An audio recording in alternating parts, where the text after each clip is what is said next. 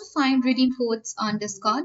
Hi everyone, welcome to the channel. In this video, I'll show you the quick way to find redeem codes on Discord. For that, simply open the web browser on your device, or you can also open the mobile version of Discord. On the web browser, simply click on the search bar at top of the screen and type in discord.com to get the official website of Discord. And press enter. This will help you land on the official homepage of Discord. Click on open Discord, or you need to log in before opening Discord. So once you have entered all your login details, you can easily log in or sign in to your Discord account. Click on the gear icon at bottom left corner of the screen, that is your user settings.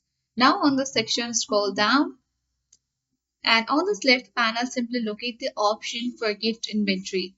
Click on gift inventory. Here is the redeem codes you will see at top of the screen. So you need to simply paste the code, that is your redeem code, and click on this redeem button at top right corner of the screen.